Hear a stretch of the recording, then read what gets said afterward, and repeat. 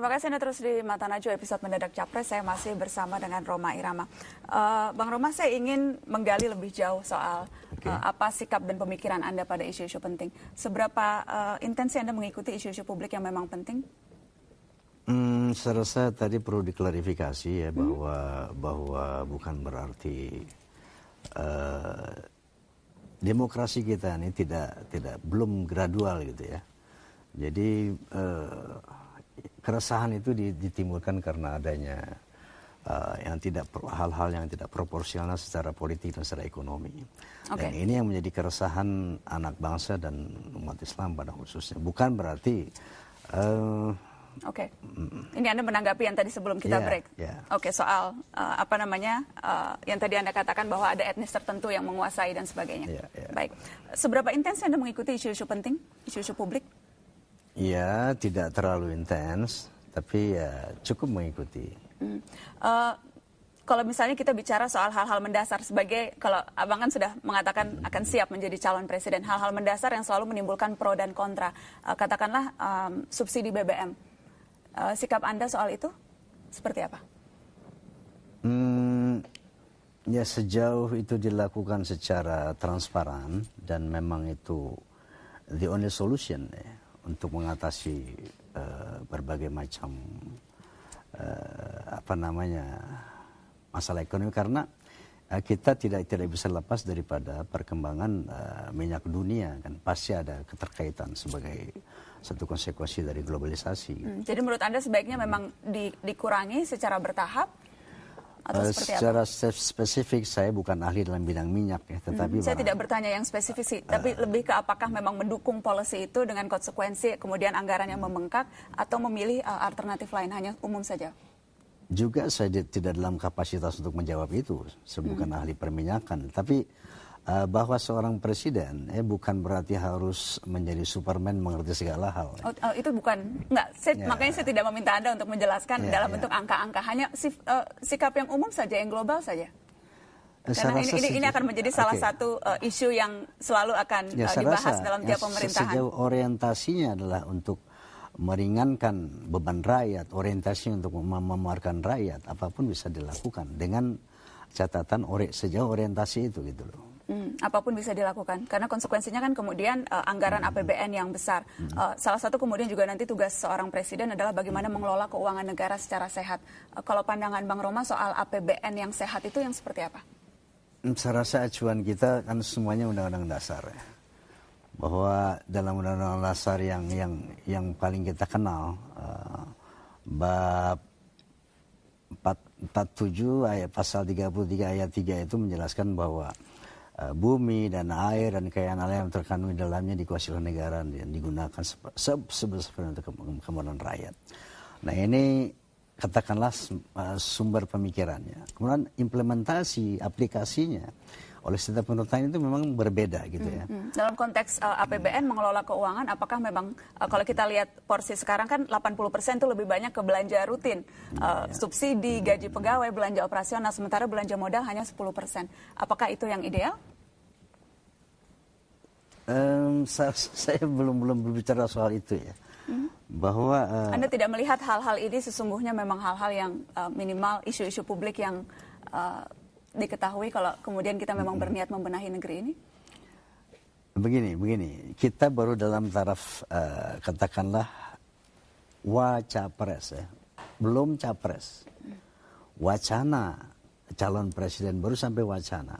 Itu masih ada tahapan-tahapan yang selanjutnya gitu kan ya. Nah, jadi pada tahap selanjutnya itulah kita akan mendalami secara detail daripada problem-problem bangsa ini. Gitu. Tapi tadi bukan detail loh Bang, pertanyaan saya itu masih sesuatu yang sangat umum. Ya saya rasa ukurannya adalah bagaimana implementasi daripada undang-undang dasar itu yang lebih efisien dan efektif untuk bisa memakmurkan rakyat sesuai dengan cita-cita undang-undang. Dalam program konkret seperti apa misalnya dalam bayangan Anda? Misalnya saja katakanlah yang kita tahu sekarang ini, kekayaan alam Indonesia itu sangat luar biasa kayanya ya. Seharusnya kita ini menjadi bangsa yang rakyat yang makmur gitu. Nah barangkali di sini ada satu ketidaktepatan dalam mengelola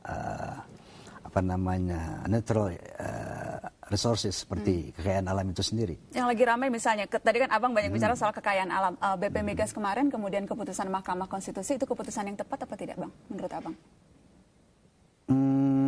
Saya juga belum bisa menilai itu secara konkret ya. Karena saya tidak mendalami itu secara serius gitu.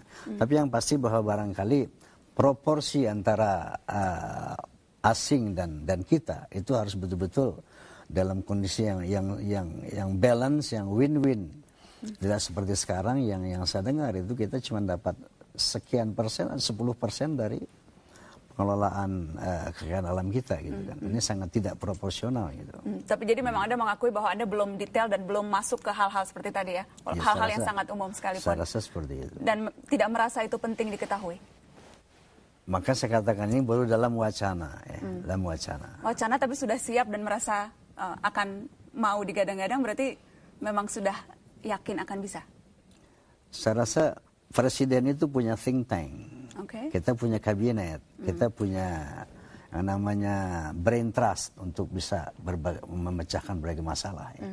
Tapi yang pasti bahwa seorang tapi harus dipastikan juga presidennya kemudian tidak dikelabuhi oleh anak buahnya. Tentu saja, tentu saja. Presiden penting punya misi, visi, dan punya konsep yang jelas untuk pengelolaan negara ini dalam berbagai aspeknya. Saya rasa seperti itu. Bang Roma, kalau menjadi calon presiden itu kan kemudian harus sudah siap untuk dikuliti, ditelanjangi gitu. Katakanlah kehidupan pribadinya, bahkan kemudian juga bagaimana sikapnya dan bagaimana kemudian track recordnya diukur. Sudah siap dengan itu semua? Saya rasa itu pro kontra, like and dislike itu sunatullah ya. Tidak ada seorang presiden yang didukung oleh 100% rakyatnya. Pasti ada pro dan kontra. Jadi kalau ada yang bilang ini cuma dagelan politik nih, Roma Irama bilang mau jadi capres. Itu sesuatu hal yang biasa. Tidak tersinggung dibilang dagelan politik? Sama sekali tidak. Karena itu tadi saya bilang itu bagian dari sunatullah. Pro kontra, like and dislike. Itu sunatullah. Tidak ada, we cannot make everybody happy, itu suatu rumusan begitu. Jadi kalau ada orang suka tidak suka itu hal yang biasa, hukum alam. Jadi tidak apa-apa juga kalau misalnya saya tanya hal-hal yang bersifat pribadi sekarang? Silakan. Abang berpoligami? Ini saya rasa bukan buat konsumsi publik dan Anda mengerti itu. Tadi kan konteksnya adalah sudah siap dikuliti dengan hal-hal yang memang kaitannya kalau menjadi pejabat publik. Anda keberatan menjawab itu? Enggak juga sih, tapi orang publik tahu siapa saya. Berarti ya berpoligami? Kalau Anda menanyakan itu berarti Anda nggak mengerti tentang saya. Oke. Sikap Anda kemudian sudah bisa dipahami. Abang boleh tahu spesifik skill tertentu selain yang sekarang Abang lakukan banyak berdakwah, kemudian juga bernyanyi. Adakah skill tertentu yang kemudian bisa di-share juga? Sebetulnya saya dulu sekolah di bidang sosial politik ya. Dulu saya pernah. Latar belakang pendidikan itu sosial politik? Iya, sosial politik. Lulus kuliah di situ, Bang? Tidak, saya mahasiswa drop out. Tidak sampai selesai. Tapi ketertarikan pada politik sangat kental ya? Ya, itu terbukti dari kiprah saya dari sejak tahun 77 sampai tahun 97 saya berkiprah di politik itu sampai dengan memasuki Senayan kan. Oke, baik. Sayang sekali waktunya habis. Oke. Bang Roma Irama, terima kasih banyak sudah hadir di Mata Najwa dan juga menjawab berbagai pertanyaan. Terima kasih. Selamat malam. Selamat malam. Pemirsa tetap bersama kami akan kembali setelah Headline News.